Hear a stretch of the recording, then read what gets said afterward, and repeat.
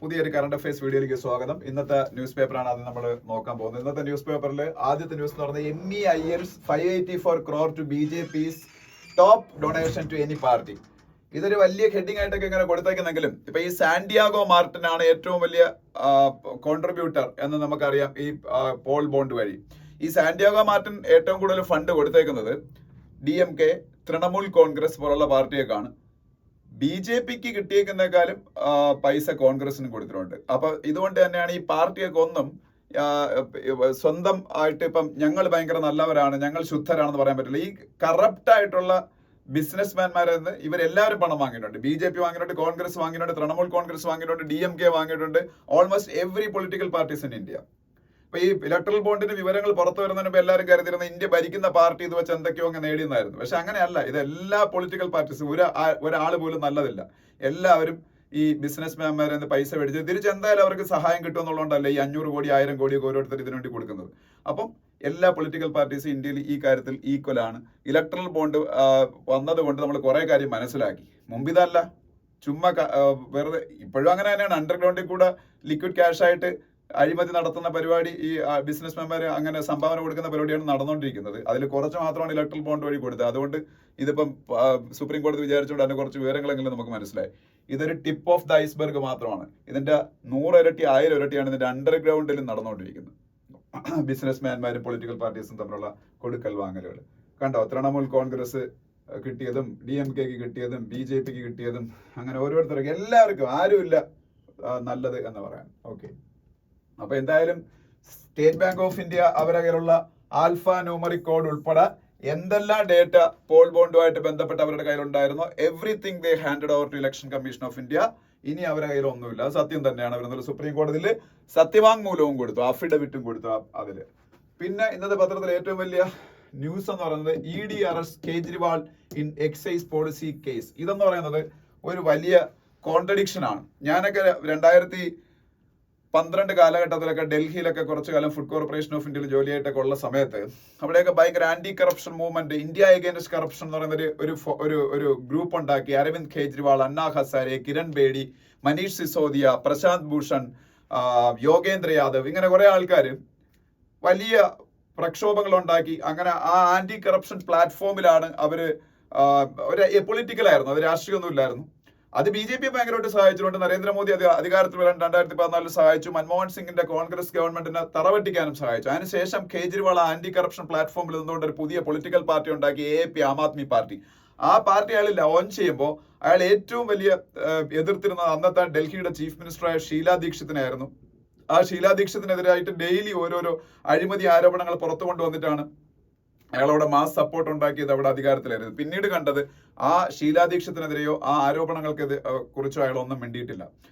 എന്ന് മാത്രമല്ല, പിന്നീട് ഒരു പക്കാ പൊളിറ്റീഷ്യനെ പോലെ പ്രവർത്തിച്ച് ആർക്കെതിരെയാണോ ആരോപണങ്ങൾ ഉന്നയിച്ച ആ കോൺഗ്രസുമായിട്ട് ചേർന്നാണ് ഇപ്പൊ ഇലക്ഷൻ ഇപ്പൊ അവർ നേരിടാൻ പോകുന്നത്. അത് തന്നെ അയാളുടെ ഡബിൾ സ്റ്റാൻഡേർഡ് ആദ്യം തന്നെ മനസ്സിലാക്കാം.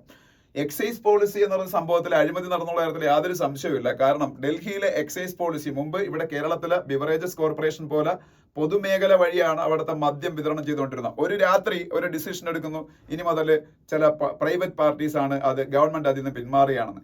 ഇതിന് ക്രോഡ്സ് ഓഫ് കിക്ക് ബാക്ക് ഈ തെലങ്കാന ഭരിച്ചിരുന്ന തെലങ്കാന രാഷ്ട്ര സമിതി എന്ന് പറയുന്ന പാർട്ടിയുടെ ചീഫ് മിനിസ്റ്ററുടെ മകൾ കവിത, അതുപോലെ ഈ പറഞ്ഞ ആം ആദ്മി പാർട്ടിക്ക് 100 കോടിയും കിട്ടിയിട്ടുണ്ടെന്നാണ് കേസ്. പക്ഷെ ഇതിന് വ്യക്തമായ തെളിവുകളുണ്ട്. അതുകൊണ്ടാണ് ഏതാണ്ട് 1.5 വർഷമായിട്ട് മനീഷ് സിസോദിയ എന്ന് പറഞ്ഞ ഡൽഹിയുടെ ഡെപ്യൂട്ടി ചീഫ് മിനിസ്റ്ററിന് സുപ്രീം കോടതി പോലും ജാമ്യം കൊടുക്കാതെ ജയിലിട്ടേക്കുന്നത്.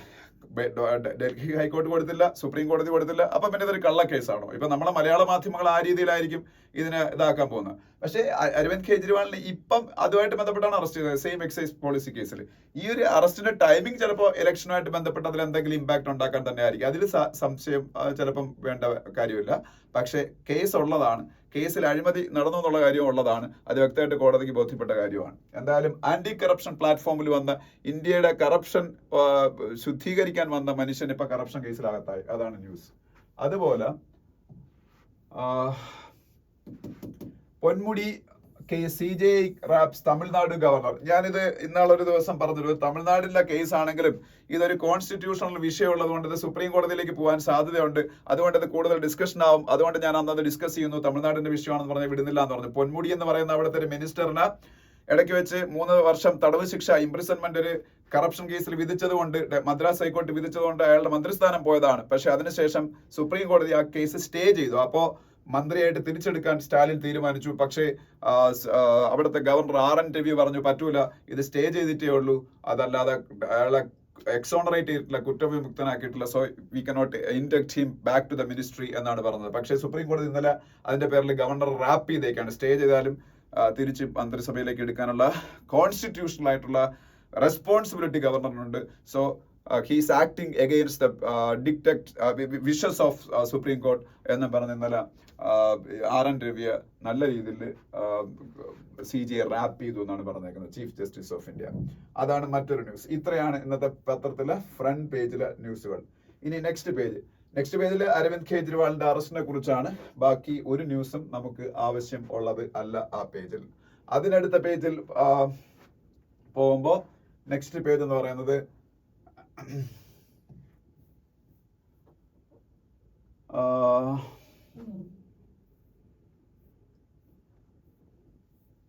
നെക്സ്റ്റ് പേജിൽ അങ്ങനെ വലിയ കാര്യങ്ങളൊന്നും പറയാനില്ല. ഒരെണ്ണം പറയാനുള്ള ASI survey of Bhojshala complex to begin today എന്നാണ്. ASI കോംപ്ലക്സ് ASI എന്ന് പറഞ്ഞാൽ എന്താണ്? ആർക്കിയോളജിക്കൽ സർവേ ഓഫ് ഇന്ത്യ, ഇന്ത്യയുടെ പുരാവസ്തു ഗവേഷണ വിഭാഗം, ആർക്കിയോളജിക്കൽ സർവേ ഓഫ് ഇന്ത്യ, അവര് ഭോജശാല കോംപ്ലക്സിന്റെ സർവേ സ്റ്റാർട്ട് ചെയ്യാൻ പോകുന്നു. ഭോജശാല ബാർ കമൽ മൗല മോസ്ക് കോംപ്ലക്സ് എന്നാണ് പറയുന്നത്. ഭോജശാല ബാർ കമൽ മൗല മോസ്ക് കോംപ്ലക്സ് എന്ന് പറഞ്ഞാൽ മധ്യപ്രദേശിലെ ദാർ ഡിസ്ട്രിക്റ്റിലാണ്. DHAR ദാർ ഡിസ്ട്രിക്ട് ഓഫ് മധ്യപ്രദേശില്. ഇത് സംഭവം എന്ന് പറയുന്നത് ഇതൊരു മിഡീവൽ എറയിലെ ഒരു കോംപ്ലക്സ് ആണ്. ആ ഒരു കാലഘട്ടത്തിലെ ഒരു കോംപ്ലക്സ് ആണ് ഭോജശാല കോംപ്ലക്സ്. ഹിന്ദുസ് ബിലീവ് ചെയ്യുന്നത് ഇത് ഗോഡസ് വാഗ്ദേവിയുടെ ടെമ്പിൾ എന്നാണ്. മുസ്ലിം കമ്മ്യൂണിറ്റി ഇതിനെ വിളിക്കുന്നത് കമൽ മൗല മോസ്ക് എന്നാണ്. അതുകൊണ്ടാണ് ഇതിന് ഇങ്ങനെ പേര് വന്നത്, ഭോജശാല ബാർ കമൽ മൗല മോസ്ക്. അപ്പോ ഇതിന്റെ പേരിൽ ഡിസ്പ്യൂട്ട് ഉണ്ടായി. ഇപ്പൊ ഹിന്ദുസ് വിചാരിക്കുന്ന അവരുടെ ടെമ്പിൾ ആണെന്നാണ്, വാഗ്ദേവി ടെമ്പിൾ ആണെന്നാണ് വിചാരിക്കുന്നത്.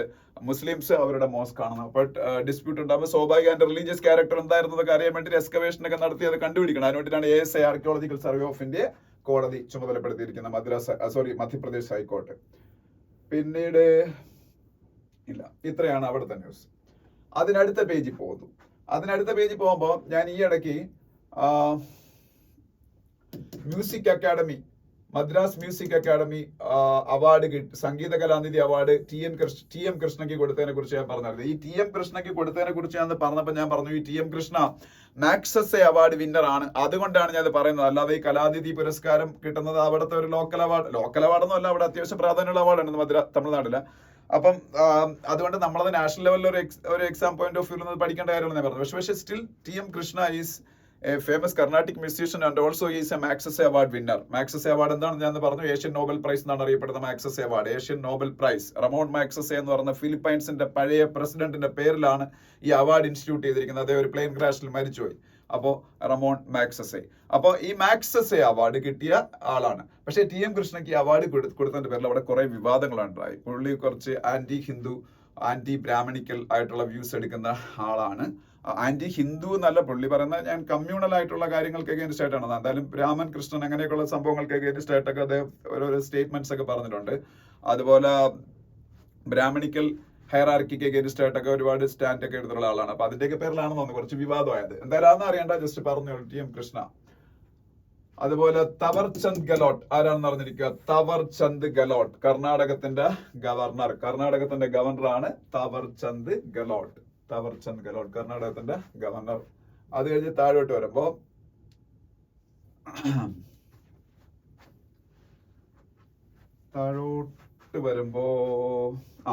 ഇവിടെ ഇങ്ങനെ ഒരു ന്യൂസ് ഉണ്ട്. DMK stand against Mekedatu in election manifesto triggers row in Karnataka. Mekedatu എന്താണെന്ന് അറിഞ്ഞിരിക്കുക. ജസ്റ്റ് ഒന്ന് പറഞ്ഞിരിക്കാതെ കാര്യം എന്ന് വെച്ചാല് 2 സ്റ്റേറ്റുകൾ തമ്മിലൊരു വിഷയം ആയതുകൊണ്ട്. ഇത് കർണാടകത്തിൽ നമുക്കറിയാം, കർണാടകവും തമിഴ്നാടും തമ്മിൽ ഭയങ്കര വലിയ വാട്ടർ ഡിസ്പ്യൂട്ട്സ് ഉണ്ടായിരുന്ന സ്റ്റേറ്റുകളാണ്. ഈ വാട്ടർ ഡിസ്പ്യൂട്ടിന്റെ പേര് നമുക്ക് എല്ലാവർക്കും അറിയാം, Kaveri river water sharing dispute ആണ്. ആ ഡിസ്പ്യൂട്ട് ഡെക്കേഡ്സ് ടുഗദർ ഈ രണ്ട് സ്റ്റേറ്റുകളുടെ സമാധാനം ഇല്ലാതാക്കിയിരുന്ന ഒരു പ്രശ്നമാണ്. പിന്നീട് ആ വാട്ടർ ഷെയർ ചെയ്യാൻ വേണ്ടിയിട്ട് ഒരു ട്രിബ്യൂണലൊക്കെ കൊണ്ടുവന്നു. ആ വാട്ടറൊക്കെ കറക്റ്റായിട്ട് ഷെയർ ചെയ്ത് പോകുന്നു ഉറപ്പുവരുത്തി.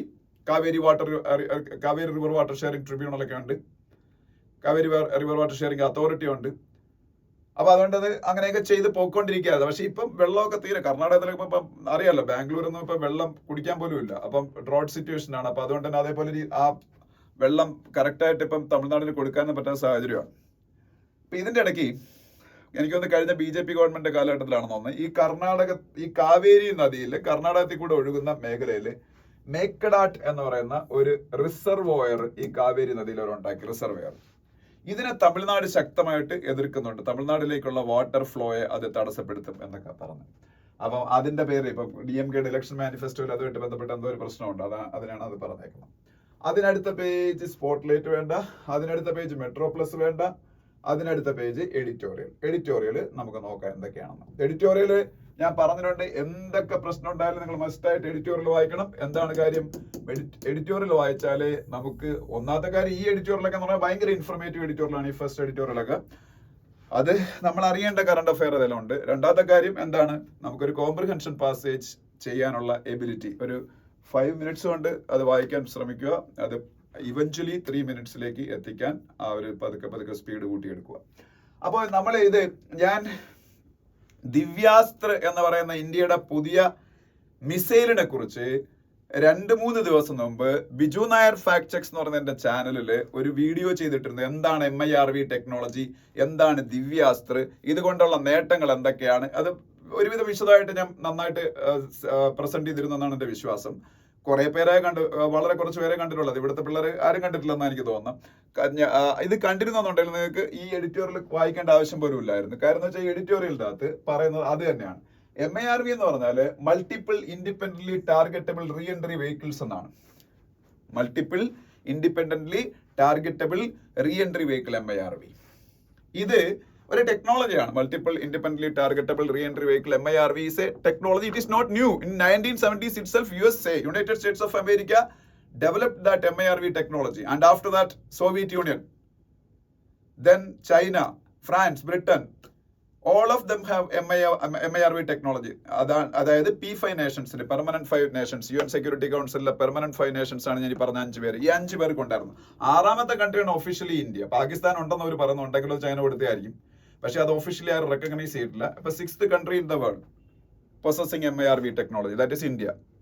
ഇന്ത്യയുടെ അഗ്നി 5 എന്ന് പറയുന്ന മിസൈലാണ്. അഗ്നി 5 മിസൈൽ 2012 നമ്മൾ പരീക്ഷിച്ചാണ്. അഗ്നി 5 അറൌണ്ട് 5,000 to 6,000 kilometers റേഞ്ച് ഉള്ള സർഫസ് ടു സർഫസ് മിസൈലാണ്. ഞാൻ ആ വീഡിയോയിൽ പറഞ്ഞിട്ടുണ്ട്, ഇന്ത്യ ഇതിനെല്ലാം കടപ്പെട്ടിരിക്കുന്നത് മിസൈൽ മാൻ ഓഫ് ഇന്ത്യ എന്നറിയപ്പെടുന്ന APJ അബ്ദുൽ കലാമിനോടാണെന്ന്. ഈ മിസൈൽ മാൻ ഓഫ് ഇന്ത്യ എന്ന് അദ്ദേഹത്തിന് വിളിക്കുന്നത് എന്തുകൊണ്ടാണെന്ന് പോലും മിക്കുള്ളവർക്ക് അറിഞ്ഞുകൂടാ. മിസൈൽ മാൻ ഓഫ് ഇന്ത്യ എന്ന് വിളിക്കുന്നത് എന്തുകൊണ്ടാണെന്ന് ഞാൻ വീഡിയോയ്ക്കകത്ത് പറഞ്ഞിട്ടുണ്ട്. അദ്ദേഹം നമ്മൾ കേട്ടുള്ളത് ഇന്ത്യയുടെ പ്രസിഡന്റ് ആണെന്നും, പൊക്രാനിൽ ന്യൂക്ലിയർ ബോംബ് സ്ഫോടനം നടത്തുന്നതിന്റെ ബാക്കി പ്രവർത്തിച്ച ആളാണെന്നും, ISROയിലെ സയന്റിസ്റ്റ് ആയിരുന്നു എന്നൊക്കെയാണ്. പിന്നെ എങ്ങനെ അദ്ദേഹത്തിന് മിസൈൽ മാൻ ഓഫ് ഇന്ത്യ എന്ന് വിളിക്കുന്നത്? Almost every one is ignorant about it. അതാണ് സത്യം. അപ്പോൾ എന്താണ് കാര്യം എന്ന് വെച്ചാൽ, ഇന്ത്യക്ക് സ്വന്തമായിട്ട് ഡെവലപ്പ് ചെയ്ത മിസൈലുകൾ ഇല്ലായിരുന്നു 1980യുടെ ബിഗിനിങ് വരെ. 1983 ഇന്ത്യ IGMDP എന്നൊരു സംഭവം കൊണ്ടുവരികയാണ്, integrated guided missile development program. IGMDP integrated guided missile development പ്രോഗ്രാമിന്റെ നായകത്വം വഹിച്ചത് APJ അബ്ദുൽ കലാം ആയിരുന്നു. He was the chief of IGMDP integrated guided missile development program. അതുവഴിയാണ് ഇന്ന് ഇന്ത്യ കാണുന്ന മിസൈലുകളെല്ലാം ഉണ്ടാക്കിയത്. അഗ്നി 1, അഗ്നി 2, അഗ്നി 3, അഗ്നി 4, അഗ്നി 5, അഗ്നി പ്രൈം ആൻഡ് അഗ്നി 6 is under development.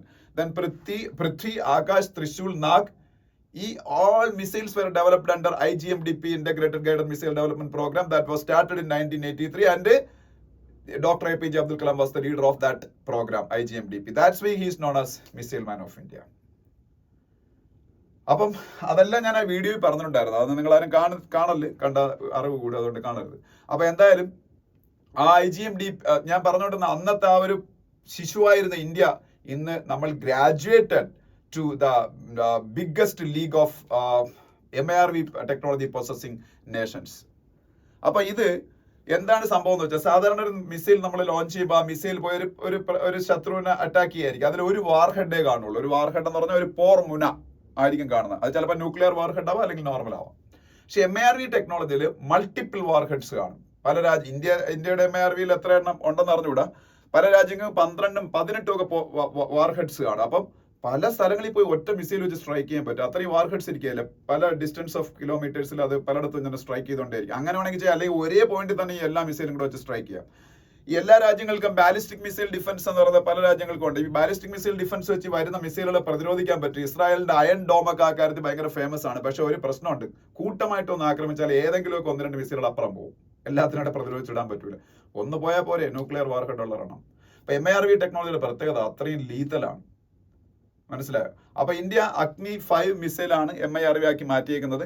അതിന്റെ പേര് ദിവ്യാസ്ത്ര എന്നാണ്. ഈ പ്രോഗ്രാമിന് നേതൃത്വം കൊടുത്തേക്കുന്നത് ഒരു ഇന്ത്യൻ വുമൻ സയന്റിസ്റ്റ് ആണ്. ഷീന റാണി എന്നാണ് ഒരു പേര്. തിരുവനന്തപുരത്ത് ഉള്ള ആളാണ്. അവരെ മിസൈൽ റാണി എന്നൊക്കെ ഇപ്പൊ പലരും പറയാറുണ്ട്. മിസൈൽ വുമൻ ഓഫ് ഇന്ത്യ എന്നറിയപ്പെടുന്ന എഗെയിൻ DRDOയിലെ ഒരു സയന്റിസ്റ്റ് ആണ്. അവരുടെ പേര് ടെസി തോമസ് എന്നാണ്. അവർ അഗ്നി 4ന്റെ പ്രോജക്ട് ഡയറക്ടർ ആയിരുന്നു. ഇത് ദിവ്യാസ്ത്രന്റെ പ്രോജക്ട് ഡയറക്ടറാണ് ഷീന റാണി. ഓക്കെ, ഇതൊക്കെയാണ് ഫസ്റ്റ് ഇതില്. പിന്നെ അതിന്റെ മിഷൻ ശക്തി എന്നുള്ള പേരിൽ ഒരു പരീക്ഷണം നടത്തിയിരുന്നു. അത് ഇപ്പോഴൊന്നും അല്ല, 2019 അത് അന്ന് ഞാൻ ക്ലാസ്സിൽ പഠിപ്പിച്ചിട്ടുള്ള മിഷൻ ശക്തി. അത് ഇന്ത്യയുടെ ആന്റി സാറ്റലൈറ്റ് മിസൈൽ പരീക്ഷണമായിരുന്നു. ആന്റി സാറ്റലൈറ്റ് എന്ന് പറഞ്ഞാൽ കറങ്ങിക്കൊണ്ടിരിക്കുന്ന മിസൈലിനെ ഭൂമിയിൽ നിന്ന് കറങ്ങിക്കൊണ്ടിരിക്കുന്ന സാറ്റലൈറ്റിനെ ഭൂമിയിൽ നിന്ന് ഒരു മിസൈൽ വിട്ട് ബ്രേക്ക് ചെയ്യും. അത് ഇന്ത്യ പരീക്ഷിച്ച് വിജയിച്ചു. അതും ആകപ്പാടെ 2-3 രാജ്യമൊക്കെ ഉള്ള ടെക്നോളജി. അതിന്റെ പേര് മിഷൻ ശക്തി എന്നാണ്. അപ്പൊ അതിനെക്കുറിച്ചാണ് first editorial. Every one should read this editorial. Second എന്ന് പറഞ്ഞാൽ 3 is a crowd എന്ന് പറഞ്ഞാണ്. ഇതൊരു പക്ക പൊളിറ്റിക്കൽ എഡിറ്റോറിയലാണ്. പക്ഷെ സ്റ്റിൽ നമ്മളത് വായിക്കും. കാര്യം ഞാൻ പറഞ്ഞില്ലേ, നമുക്കത് വേണം എഡിറ്റോറിയൽസ്. അതുകൊണ്ട് 3 is a crowd എന്ന് പറഞ്ഞ എഡിറ്റോറിയൽ തമിഴ്നാട്ടിൽ ഇപ്പോഴത്തെ പൊളിറ്റിക്കൽ ലാൻഡ്സ്കേപ്പിനെ കുറിച്ചാണ്. തമിഴ്നാട്ടിൽ എപ്പോഴും പൊളിറ്റിക്കൽ ലാൻഡ്സ്കേപ്പ് എന്ന് പറയുന്നത് 2 മെയിൻ പൊളിറ്റിക്കൽ പാർട്ടീസ് മാത്രം ചേർന്നായിരുന്നു, DMKയും AIDMKയും. പക്ഷെ ആ entire scenario has changed in this Lok Sabha election. Now there are 3 dominant political alignments in Tamil Nadu. First one is DMK-led alignment, second one is AIDMK-led alignment, and third one is BJP-led alignment. BJP Annamalai എന്ന് പറഞ്ഞ പൊളിറ്റീഷ്യന്റെ നേതൃത്വത്തിൽ അവിടെ അത്യാവശ്യം ഒരു formidable ഫോഴ്സായി മാറിക്കൊണ്ടിരിക്കുന്നതാണ് perception. പക്ഷെ അത് എന്താണ് reality എന്ന് റിസൾട്ട് വരുമ്പോൾ അറിയാൻ പറ്റും. പക്ഷെ still they were able to attract a numerous number of allies. അവിടെ കുറെ അലയൻസ് പാർട്ട്നേഴ്സിന്റെ ഒക്കെ അവർക്ക് കിട്ടിക്കഴിഞ്ഞു. അപ്പൊ അവരൊരു ഫോർമിഡബിൾ ഫോഴ്സ് ആയിട്ട് പല സ്ഥലങ്ങളിലും മാറിക്കഴിഞ്ഞു. അതാണ് 3 there is a crowd എന്ന് പറഞ്ഞത്. 3 is a crowd എന്ന് പറഞ്ഞേക്കുന്നത്. ഇപ്പൊ 3 പാർട്ടീസ് ആണ് അവിടെ. വായിച്ചാൽ മനസ്സിലാവും, അതുകൊണ്ട് അത് കൂടുതൽ ഡീറ്റെയിൽ ആയിട്ട് പറയുന്നില്ല. പിന്നെ ഇന്നത്തെ ദിവസത്തെ പ്രത്യേകത, ഇന്ന് വേൾഡ് വാട്ടർ ഡേ ആണ്. World water day March 22. അതിനെക്കുറിച്ച് 1-2 ആർട്ടിക്കിൾസ് ഇവിടെ ഈ പേജിൽ 2 ആർട്ടിക്കിൾസ് കാണാം. So you all should remember that March 22 is world water day. അറിഞ്ഞിരിക്കുക. വേൾഡ് വാട്ടർ ഡേയിൽ നമ്മൾ സസ്റ്റൈനബിൾ ഡെവലപ്മെന്റ് ഗോൾസ് എന്ന് പറയുന്ന UN ഗോൾസ് ഉണ്ടല്ലോ, SDG sustainable development goals. UN by 2030 achieve ചെയ്യാൻ ആഗ്രഹിക്കുന്ന 17 ഗോൾസ് ആണ് SDG സസ്റ്റൈനബിൾ ഡെവലപ്മെന്റ് ഗോൾസ് എന്ന് പറയുന്നത്. അതിൽ ക്ലീൻ വാട്ടർ ഫോർ ഓൾ അതൊരു സസ്റ്റൈനബിൾ ഡെവലപ്മെന്റ് ഗോളാണ്. ഇത് എൻഷുർ ചെയ്യാൻ വേണ്ടിയിട്ട് ഇന്ത്യ ഒരു പ്രോഗ്രാം സംഘടിപ്പിക്കുന്നുണ്ട്. ആ ഒരു പ്രോജക്ട് നടത്തുന്നുണ്ട്. ആ പ്രോജക്ടിന്റെ പേരാണ് എല്ലാവർക്കും ക്ലീൻ വാട്ടർ കൊടുക്കുന്ന പ്രോജക്ടിന്റെ പേരെന്തായിരുന്നു? ജൽശക്തി മിനിസ്ട്രിയാണ് നടപ്പാക്കുന്നത്. ഞാൻ പേരങ്ങ് മറന്നുപോയി, നിങ്ങൾക്ക് എല്ലാവർക്കും അറിയായിരിക്കും. ജൽശക്തി മിനിസ്ട്രിയാണ് നടപ്പാക്കുന്നത് clean water for all. Clean water for all by 2024. മിനിഞ്ഞാന്നും പറഞ്ഞാണ്. ചില സമയത്ത് ചില കാര്യങ്ങളെ അങ്ങ് മറന്നു, അതാണ് കുഴപ്പമെന്ന് പറയുന്നത്.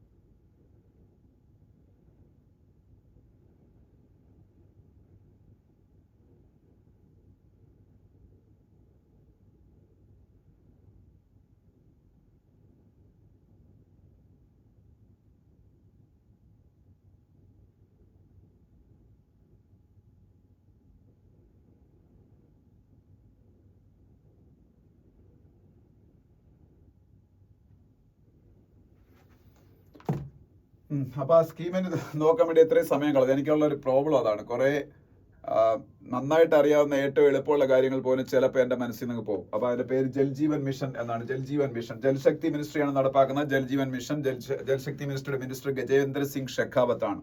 അപ്പോ ജൽജീവൻ മിഷൻ അതാണ് നമ്മളുടെ ഈ മാർച്ച് 22 നമ്മൾ ഓർക്കേണ്ട സ്കീം എന്ന് പറയുന്നത്, ജൽജീവൻ മിഷൻ. ഓക്കെ, അപ്പോ അത് അറിഞ്ഞിരിക്കുക. പിന്നെ ഈ പേജ് നമുക്ക് വേണ്ട. അതിനടുത്ത പേജ് പോകുമ്പോ nuclear energy fixing the finance എന്ന് പറയുന്നൊരു ആർട്ടിക്കിൾ കാണാം. അത് സംഭവം എന്ന് വെച്ചാല് ലോകത്തിൽ ആദ്യത്തെ ന്യൂക്ലിയർ എനർജി സമ്മിറ്റ് നടന്നു ഇന്നലെ. ന്യൂക്ലിയർ എനർജി സമ്മിറ്റ്, വേൾഡിലെ ഫസ്റ്റ് ന്യൂക്ലിയർ എനർജി സമ്മിറ്റ് എവിടെയാണ് നടന്നത് എന്ന് അറിഞ്ഞിരിക്കുക. അത് നടന്നത് കോച്ചയുടെ പേര് പ്രൈം മിനിസ്റ്റർ അതാണ് ബ്രസൽസിലാണ്. ബ്രസൽസ് എവിടെയാണ്? ബെൽജിയം. ബ്രസൽസ്, ബെൽജിയത്തിന്റെ ക്യാപിറ്റലായ ബ്രസൽസിൽ വെച്ചാണ് ന്യൂക്ലിയർ എനർജി സമ്മിറ്റ് നടന്നത്. ഇത് IAEA കൂടെ ചേർന്നാണ് നടത്തുന്നത്. IAEA എന്ന് പറഞ്ഞാൽ ഗ്ലോബൽ ന്യൂക്ലിയർ വാച്ച് ഡോഗ് എന്നാണ് അറിയപ്പെടുന്നത്. ഗ്ലോബൽ ന്യൂക്ലിയർ വാച്ച് ഡോഗ് എന്നാണ് IAEA അറിയപ്പെടുന്നത്. IAEAയുടെ expansion international atomic energy agency, international atomic energy agency IAEA. അതിന്റെ ഹെഡിന്റെ പേര് റാഫേൽ ഗ്രോസി എന്നാണ് എഴുതുന്നത്. റാഫേൽ ഗ്രോസി അർജന്റീനക്കാരനാണ്. അപ്പൊ റാഫേൽ ഗ്രോസി IAEAയുടെ chairman. IAEA international atomic energy agency headquarters വിയന്നയാണ്, ഓസ്ട്രിയയുടെ ക്യാപിറ്റലായ വിയന്നയാണ്. അപ്പൊ ബ്രസൽസ് നമുക്കറിയാം യൂറോപ്യൻ യൂണിയന്റെ ഒക്കെ ഹെഡ്ക്വാർട്ടേഴ്സ് ആണ് ബ്രസൽസ്. അവിടെ വെച്ചാണ് ഈ ന്യൂക്ലിയർ എനർജി സമ്മിറ്റ് നടന്നത്. അപ്പം ന്യൂക്ലിയർ എനർജി സമ്മിറ്റ് ഒക്കെ നടക്കുന്ന കാര്യമുണ്ട്. ലോകത്തിലെ ഏറ്റവും ക്ലീനസ്റ്റ് ഫോം ഓഫ് എനർജി എന്ന് പറഞ്ഞാൽ ന്യൂക്ലിയർ എനർജിയാണ്. അതിലും ക്ലീനസ്റ്റ് ആയിട്ടുള്ള ഒരു എനർജി വേൾഡിൽ ഇല്ല.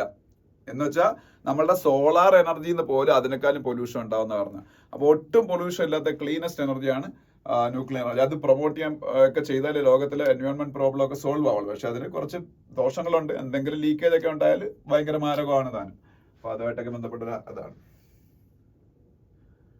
പിന്നെ ഇവിടെ തന്നെ why did Pakistan carry out air strikes in Afghanistan. അഫ്ഗാനിസ്ഥാനിൽ പാകിസ്ഥാൻ ഇപ്പം അറ്റാക്ക് നടത്തി. അതിനെ കുറിച്ചാണ്. പാകിസ്ഥാനും അഫ്ഗാനിസ്ഥാനും തമ്മിൽ ഇപ്പോൾ വൻ പ്രശ്നത്തിലാണ്. ഞാൻ നിങ്ങളുടെ പറഞ്ഞിട്ടുണ്ട്, താലിബാനെ വളർത്തിയത് പാകിസ്ഥാനാണ്. താലിബാൻ അഫ്ഗാനിസ്ഥാനിൽ വന്നപ്പോൾ സന്തോഷിച്ചത് പാകിസ്ഥാനാണ്. പക്ഷെ ഇപ്പൊ അവർ തങ്ങളുടെ പ്രശ്നമാണ്. അഫ്ഗാനിസ്ഥാൻ പാകിസ്ഥാനിലെ തീവ്രവാദം വളർത്തുന്നു അല്ലെങ്കിൽ അവിടുത്തെ താലിബാൻ വളർത്തുന്നുള്ള പേരിൽ ഒരു തങ്ങളുടെ അടിയായി. ഓക്കെ, ഇനി നെക്സ്റ്റ് പേജിലേക്ക് പോകുമ്പോ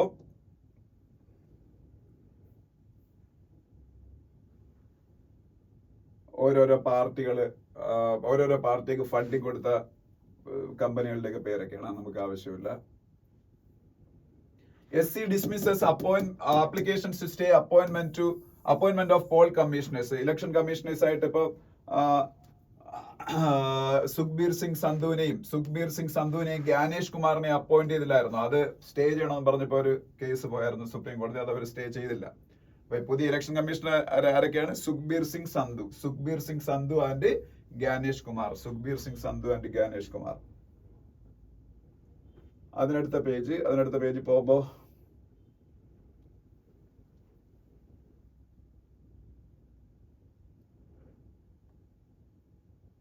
അതിനടുത്ത പേജ് പൊളിറ്റിക്സ് ആണ്. അതിന്റെ അടുത്ത പേജിൽ പോകുമ്പോ SC states government notification on establishing fact check unit. Fact check unit എന്ന് പറയുന്ന സംഭവം FCU fact check unit. Fact check unit എന്ന് പറയുന്ന സംഭവം ഇന്ത്യ ഗവൺമെന്റ് പ്രസ് ഇൻഫർമേഷൻ ബ്യൂറോയുടെ അണ്ടറിലാണ് അവർ ഉണ്ടാക്കാൻ ഇരുന്നിരുന്നത്. അത് എന്തിനെ ചുവടി പിടിച്ചാണെന്ന് വെച്ചാൽ ഇന്ത്യയിൽ ഒരു പുതിയ നിയമം വന്നായിരുന്നു. Information technology intermediary guide lines and digital media ethics code rules 2021. Information technology intermediary guide lines and digital media ethics code rules 2021 എന്ന് പറഞ്ഞ ആ ഒരു പുതിയ നിയമത്തിന്റെ ചുവട് പിടിച്ചാണ് പ്രസ് ഇൻഫർമേഷൻ ബ്യൂറോയുടെ അണ്ടറിൽ ഫാക്ട് ചെക്കിംഗ് യൂണിറ്റ് തുടങ്ങായിരുന്നത്. അങ്ങനെ ഫാക്ട് ചെക്കിംഗ് യൂണിറ്റ് ഉണ്ടാക്കുമ്പോൾ ഇന്ത്യയിൽ പ്രവർത്തിക്കുന്ന സോഷ്യൽ മീഡിയ പ്ലാറ്റ്ഫോംസ് ഗവൺമെന്റിനെതിരായിട്ട് എന്തെങ്കിലും ഫേക്ക് ന്യൂസ് സ്പ്രെഡ് ചെയ്യുന്നതായിട്ട് കണ്ടെത്തി അപ്പൊ തന്നെ ഈ ഫാക്ട് ചെക്കിംഗ് യൂണിറ്റ് പറയും അവരോട് അത് ടേക്ക് ഡൗൺ ചെയ്യാൻ. അപ്പൊ അത് എടുത്ത് റിമൂവ് ചെയ്തേ പറ്റുള്ളൂ. അപ്പൊ അത് ആവിഷ്കാര സ്വാതന്ത്ര്യത്തിന്റെ ലംഘനമാണ് ഈ പറഞ്ഞ ഫാക്ട് ചെക്കിംഗ് യൂണിറ്റ് എന്നുള്ള പേരിൽ കുറച്ച് ആൾക്കാർ സുപ്രീം കോടതി. അങ്ങനെ സുപ്രീം കോടതി തൽക്കാലം സ്റ്റേ ചെയ്തേക്കാണ്. തൽക്കാലമാണ് സ്റ്റേ ചെയ്തേക്കുന്നത്. അതിന്റെ ഫൈനൽ വിധി എന്താണെന്ന് അറിയാൻ പറ്റില്ല. കാര്യം ബോംബെ ഹൈക്കോർട്ടിൽ ഒരു കേസ് നടന്നുകൊണ്ടിരിക്കുക. ആ കേസിന്റെ വിധി വരുന്നവരാണ് സ്റ്റേ ചെയ്തേക്കുന്നത്. പിന്നെ ഇന്ത്യയില് അതിന്റെ ആവശ്യമില്ല. പിന്നെ CBI and Europol official sign working arrangement എന്ന് പറയുന്ന ന്യൂസ് കാണാം. CBI നമുക്കറിയാം, സെൻട്രൽ ബ്യൂറോ ഓഫ് ഇൻവെസ്റ്റിഗേഷൻ, ഇന്ത്യയുടെ ഇൻവെസ്റ്റിഗേഷൻ ഏജൻസി. യൂറോപോൾ എന്ന് പറഞ്ഞ യൂറോപ്യൻ യൂണിയന്റെ പോലീസ് ഇൻവെസ്റ്റിഗേഷൻ ഏജൻസിയാണ്. ഇന്റർപോൾ എന്ന് കേട്ടിട്ടില്ല, അത് ലോകത്തിന്റെയാണ്. ഇന്റർപോൾ ഫ്രാൻസിലെ ലിയോൺ എന്ന് പറഞ്ഞ സ്ഥലം ഹെഡ്ക്വാർട്ടേഴ്സ് ആയിട്ടാണ് ഇന്റർപോൾ. അതുപോലെ യൂറോപോൾ എന്ന് പറഞ്ഞാൽ യൂറോപ്യൻ യൂണിയന്റെ പോലീസ് ഇൻവെസ്റ്റിഗേഷൻ ഏജൻസിയാണ്, യൂറോപ്യൻ യൂണിയൻ ആണ്. ഹെഡ്ക്വാർട്ടേഴ്സ് ഹേഗ് ആണെന്നാണ് എൻ്റെ ഓർമ്മ, ഒന്ന് ചെക്ക് ചെയ്തോളാം. ഹേഗ് നെതർലാൻഡ്സിലാണ്, നെതർലാൻഡ്സിലെ ഹേഗ് ആണ്. അപ്പൊ ആ യൂറോപോളും CBI തമ്മിൽ ഇപ്പൊ ഒരു എഗ്രിമെന്റ് സൈൻ ചെയ്തു. പിന്നെന്താണെന്ന് അറിയാലോ, IFFI international film festival of India എല്ലാ വർഷവും ഗോവയിൽ വെച്ചാണ് നടക്കുന്നത്. IFFI international film festival of India എവിടെ വെച്ചാണ് നടക്കുന്നത്? ഗോവയിൽ വെച്ചാണ്, ഗോവയിൽ വെച്ച്. പിന്നെ അതിനടുത്ത പേജ് പോകുമ്പോ പറയാനുള്ള ഒരു കാര്യം, ഇന്ത്യയുടെ PMI signals sharp rice in output. അതായത് PMI എന്ന് പറയുന്നത് എന്താണെന്ന് അറിയാം, purchasing managers index.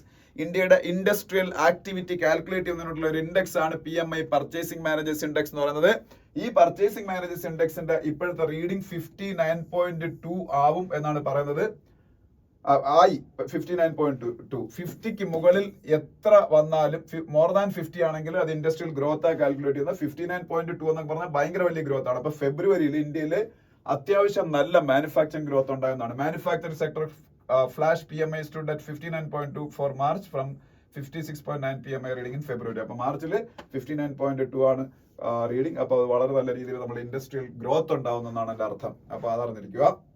RBI finalizes framework for SROs in regulated entities. SRO എന്ന് പറഞ്ഞാൽ സെൽഫ് റെഗുലേറ്ററി ഓർഗനൈസേഷൻസ് എന്നാണ്. സെൽഫ് റെഗുലേറ്ററി ഓർഗനൈസേഷൻസ് പല സെക്ടറിലും സെൽഫ് റെഗുലേറ്ററി ഓർഗനൈസേഷൻസ് ഉണ്ട്. അതായത് ഇപ്പൊ ഫിൻടെക്കുകൾ എന്നൊക്കെ പറഞ്ഞ സ്ഥാപനങ്ങളുണ്ടല്ലോ, ഫിൻടെക്കുകൾ, അങ്ങനെയൊക്കെ പല ഫീൽഡുകളിലും അവർ തന്നെ ഒരു റെഗുലേറ്ററി സംവിധാനം ഉണ്ടാക്കും. അതിനാണ് സെൽഫ് റെഗുലേറ്ററി ഓർഗനൈസേഷൻ എന്ന് പറഞ്ഞത്. ഈ സെൽഫ് റെഗുലേറ്ററി ഓർഗനൈസേഷൻസിന് വേണ്ടിയിട്ട് കുറെ ഗൈഡ് ലൈൻസും ഫ്രെയിംവർക്കും ഒക്കെ റിസർവ് ബാങ്ക് ഓഫ് ഇന്ത്യ കൊണ്ടുവരാൻ പോവുകയാണ്. The Reserve Bank of India RBI on Thursday said it had finalized the omnibus framework for എല്ലാവർക്കും ഒരേ രീതിയിലുള്ള framework for recognizing self regulatory organizations എന്നാ പറഞ്ഞേക്കുന്നത്. ഒരു ഓംനിബസ് ഫ്രെയിംവർക്ക് എല്ലാവർക്കും. സെബി അറിയാലോ, ഇന്ത്യയുടെ സ്റ്റോക്ക് മാർക്കറ്റിന്റെയും commodity marketing regulator. Securities and exchange board of India headquarters in Mumbai. Madhabi Puri Buch അതിന്റെ chairperson. Madhabi Puri Buch, first woman chairperson of SEBI. ETF ന്റെ എക്സ്പാൻഷൻ അറിഞ്ഞിരിക്കുക, exchange traded funds. ETF exchange traded funds. AMA അറിഞ്ഞിരിക്കുക, association of mutual funds of India. Association of mutual funds of India. Mutual fund എന്ന് പറഞ്ഞാൽ അറിയാമല്ലോ. India and oasis amid a barren economic landscape. World മുഴുവനും economic ഫീൽഡിൽ ഭയങ്കര problem ഉള്ളപ്പോൾ ഇന്ത്യയിലാണ് growth ഉണ്ടാവുന്നത്. So India is an oasis എന്നാ പറഞ്ഞിരിക്കുന്നത് അമിതാഭ് കാന്ത്. അറിഞ്ഞിരിക്കുക, ഇന്ത്യയുടെ G20 ഷെർപ്പ.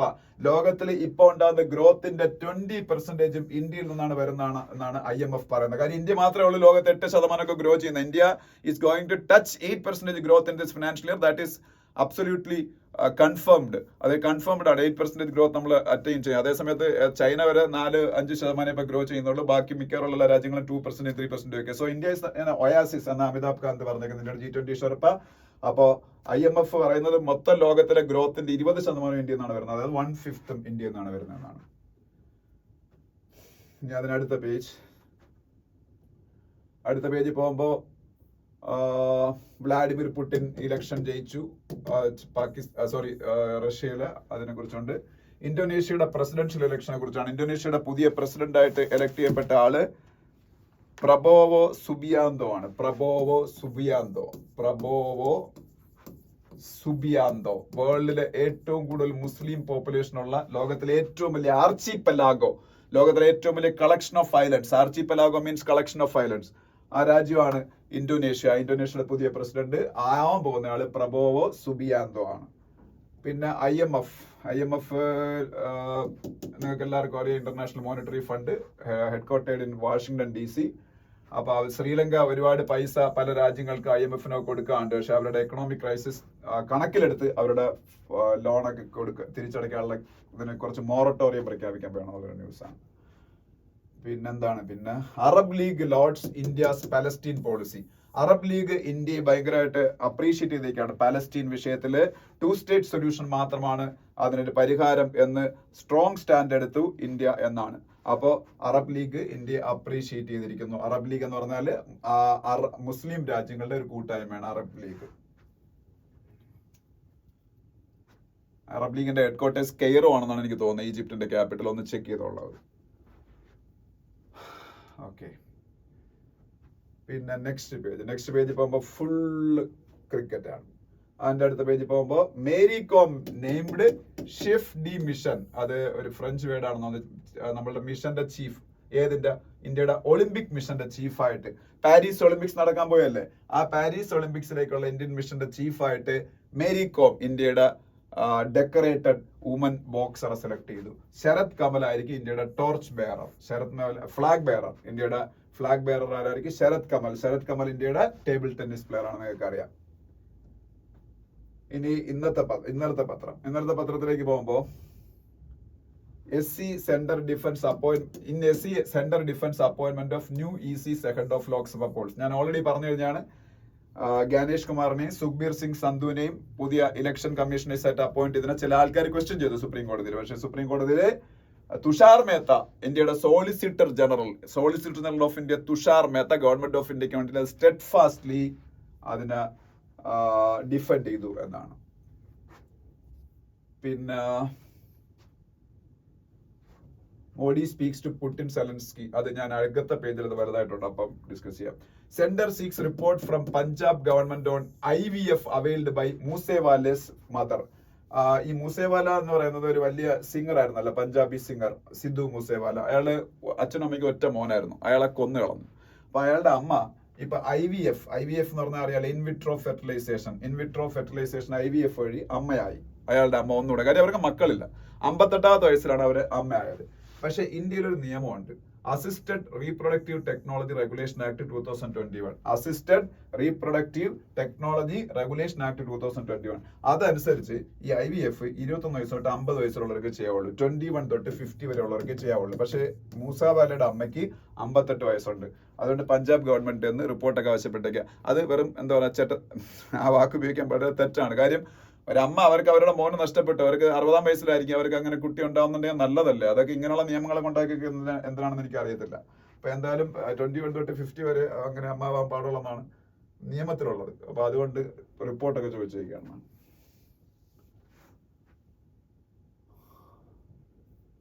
അതുപോലെ IIT-K Indian navy joint forces for technology development, Indian institute of technology ഖരഗ്പൂറും ഇന്ത്യൻ നേവിയും ഒരുമിക്കുകയാണ് നമ്മളുടെ നേവിക്ക് ആവശ്യമുള്ള ടെക്നോളജി ഒക്കെ ഡെവലപ്പ് ചെയ്യാൻ വേണ്ടി. ഏത് IIT എന്ന് പറഞ്ഞിരിക്കണം? IIT ഖരഗ്പൂർ. പിന്നെ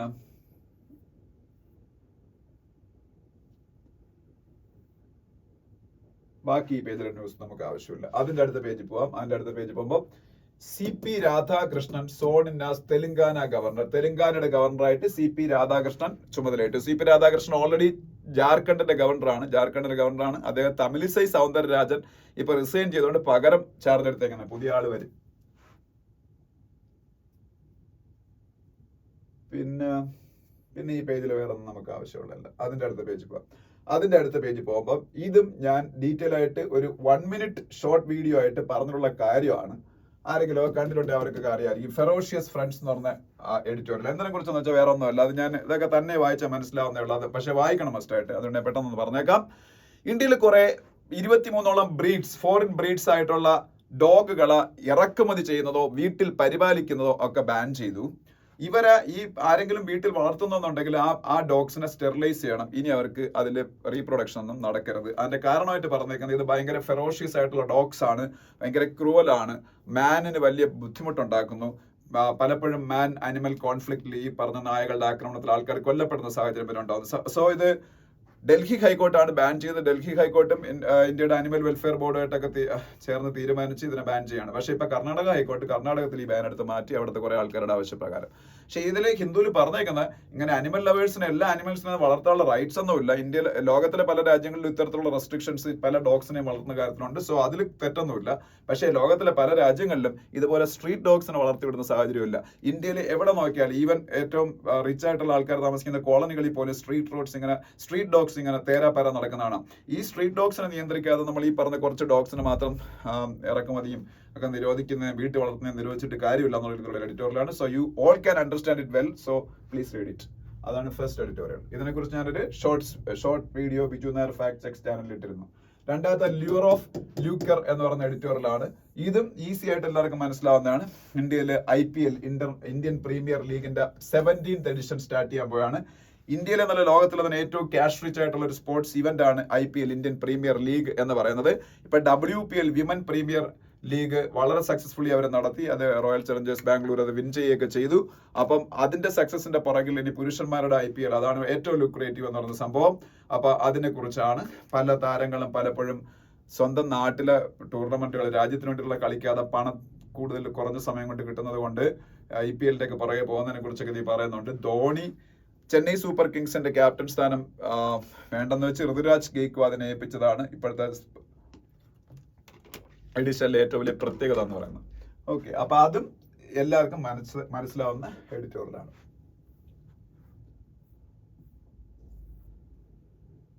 നെക്സ്റ്റ് പേജ്, അതിനടുത്ത പേജ്, ഇതിനടുത്ത ഈ പേജിലേക്ക് പോകുമ്പോൾ Modi PM speaks to Putin, Zelensky calls for dialogue, diplomacy to end war. ഒരു കാര്യം ഉറപ്പാ, എനിക്ക് തോന്നുന്നു ഇന്ത്യയിൽ ഇലക്ഷൻ കഴിഞ്ഞതിന് ശേഷം ഇതുവരെയുള്ള ഒപ്പീനിയൻ പോൾസ് എല്ലാം നരേന്ദ്രമോദി ഗവൺമെന്റ് വൻ ഭൂരിപക്ഷം തിരിച്ചു വരുന്നതാണ്. ഇന്നിപ്പോ രാവിലെ മാതൃഭൂമി പത്രം കണ്ടപ്പോൾ അവരൊരു സർവേ നടത്തിയാലും അങ്ങനെ തന്നെയാണ് പറയുന്നത്.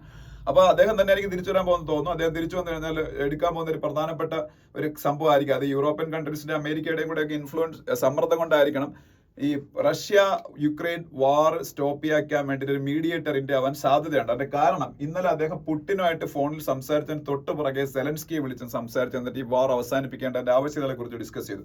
എന്ന് മാത്രമല്ല സെലൻസ്കിയുടെ ദൂതനായിട്ട് പിന്നീട് ഇവിടുത്തെ യുക്രൈന്റെ ഫോറിൻ മിനിസ്റ്റർ ഇന്ത്യ ഈ മാസം വിസിറ്റ് ചെയ്യും. ഇതെല്ലാം സൂചിപ്പിക്കുന്നത് ഇന്ത്യയുടെ active involvement in mediation to end war, അതിനെ കുറിച്ചാണ്. അപ്പൊ അത് സംഭവിക്കാൻ സാധ്യതയുണ്ട്. കാര്യം ഇന്ത്യക്ക് മാത്രമല്ല മീഡിയേറ്റർ ആവാൻ പറ്റുള്ളൂ. കാര്യം റഷ്യക്ക് യുക്രൈൻ ഒന്നുപോലെ അക്സെപ്റ്റബിൾ ആയിട്ടുള്ള വേൾഡ് കൺട്രി ഇന്ത്യ മാത്രമേ ഉള്ളൂ. ചൈന അക്സെപ്റ്റബിൾ ടു റഷ്യയാണ്, പക്ഷെ not so acceptable to Ukraine ആണ്. അപ്പൊ അതുകൊണ്ട് അങ്ങനെ ഒരു സാധ്യതയുണ്ട്.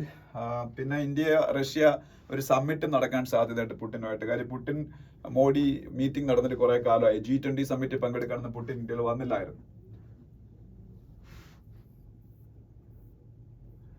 പിന്നെ ഇവിടെ കണ്ടോ ഒരു വലിയ ന്യൂസ് ആണ്. Don't use counselling to turn LGBTQ persons against their identity, say supreme കോടതി. പല ഹൈക്കോടതികളും ഒരു തെറ്റ് ചെയ്യുന്നുണ്ട്.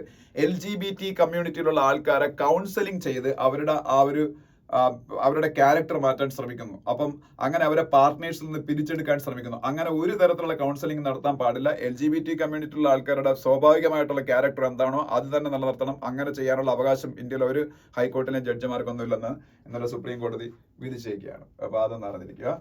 Modi cancel visit to Bhutan ഈ വീക്കില് മോഡി വിസിറ്റ് ചെയ്യുമെന്നാണ് പറഞ്ഞിരുന്നത്. ഭൂട്ടാന്റെ പ്രൈം മിനിസ്റ്റർ ലോട്ടെ ഷെറിംഗ് ഇന്ത്യയിൽ ഇപ്പോൾ വന്നിരുന്നു. ഞാൻ നിങ്ങൾക്ക് ഡിസ്കസ് ചെയ്ത് കേൾപ്പിച്ചതാണ്. അപ്പൊ ഇന്ത്യയുടെ പ്രൈം മിനിസ്റ്റർ അങ്ങോട്ട് പോകുമെന്ന് പറഞ്ഞിരുന്നു. പക്ഷേ due to some reasons he decided to cancel that travelling.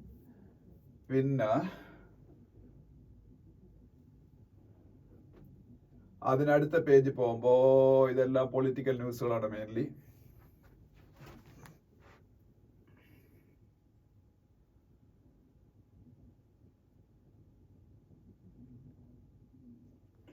മിക്കത് political ന്യൂസുകളാണ്.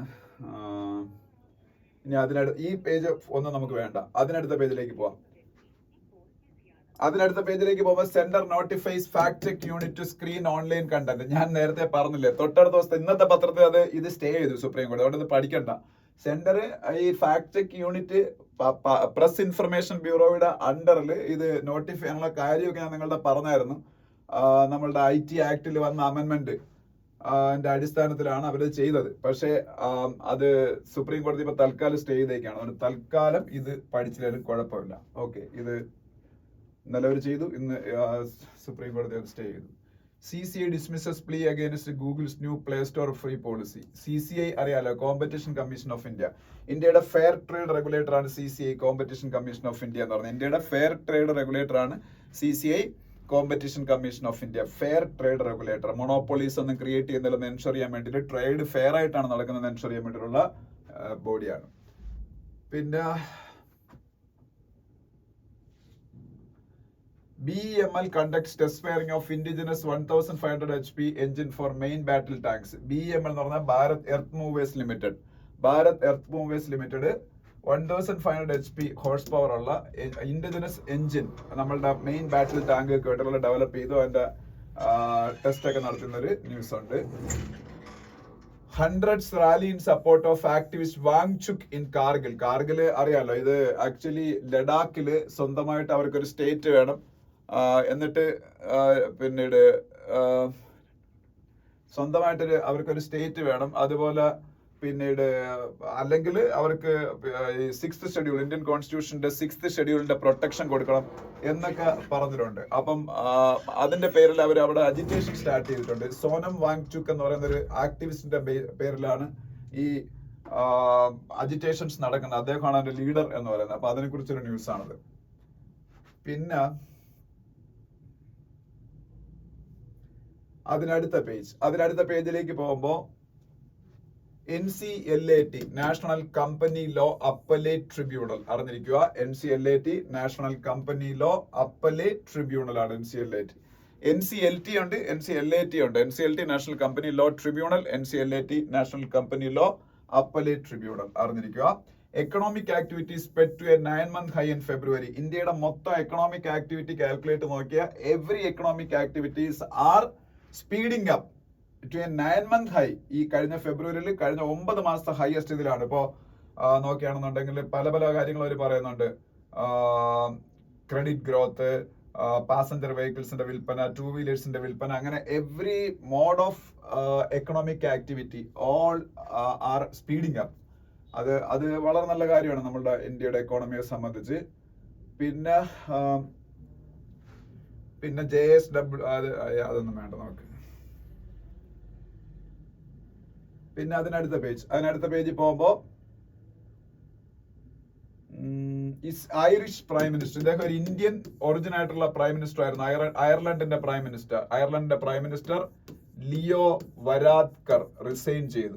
അയർലൻഡിന്റെ prime മിനിസ്റ്ററായ Leo വരാദ്കർ resign ചെയ്തു, Irish prime minister.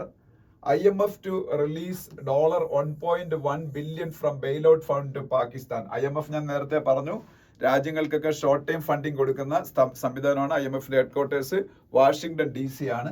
$1.1 billion Pakistan ബെയിലൗട്ട് package ആയിട്ട് ഇപ്പൊ അവർ കൊടുത്തു. അവർ $3 billion കൊടുക്കുന്നുണ്ട്. അതിന്റെ ഒരു പോർഷനാണ് ഇപ്പം കൊടുത്ത 1.1 billion. Pakistan is under severe financial crisis like Sri Lanka. Okay, Maldives ഏതാണ്ട് അതേ സിറ്റുവേഷനിലാണ്. ഓക്കെ, അപ്പോൾ അത് അറിഞ്ഞിരിക്കുക. പിന്നെ അതൊക്കെയാണ് ആ പേജിലെ ന്യൂസുകൾ. ഇനി അതിനടുത്ത പേജിലേക്ക് പോകുമ്പോൾ സ്പോർട്സ് ആണ്. സ്പോർട്സ് പേജിലേക്ക് പോകുമ്പോൾ സ്പോർട്സിൽ ഈ പേജിൽ ഒന്നും പറയാനില്ല, കാരണം ഇത് IPL കുറിച്ചാണ് ഫുള്ള്. നെക്സ്റ്റ് പേജിലേക്ക് പോകുമ്പോൾ അവിടെയും IPL തന്നെയാണ്. അതിനടുത്ത പേജിലേക്ക് അത്രയേ ഉള്ളൂ. അപ്പം ഇന്നലത്തെ ന്യൂസ് പേപ്പേഴ്സ് നമ്മളോട് ഡിസ്കസ് ചെയ്യുന്നുണ്ട്. ഒരു കാര്യം ശ്രദ്ധിക്കുക, ഞാൻ ഈ ഡിസ്കസ് ചെയ്ത് വെക്കുന്ന എല്ലാ വാർത്തകളും ഡീറ്റെയിൽ ആയിട്ട് വായിക്കാൻ ശ്രമിക്കുക. അത് നിങ്ങളുടെ കറണ്ട് അഫയേഴ്സ് ഇംപ്രൂവ്മെന്റിനും ഇംഗ്ലീഷ് ഇംപ്രൂവ്മെന്റിനും വേറെ മാർഗ്ഗമില്ല. അതുകൊണ്ട് അതും ചെയ്യുക. എഡിറ്റോറിയൽസും നന്നായിട്ട് വായിക്കുക. Thank you.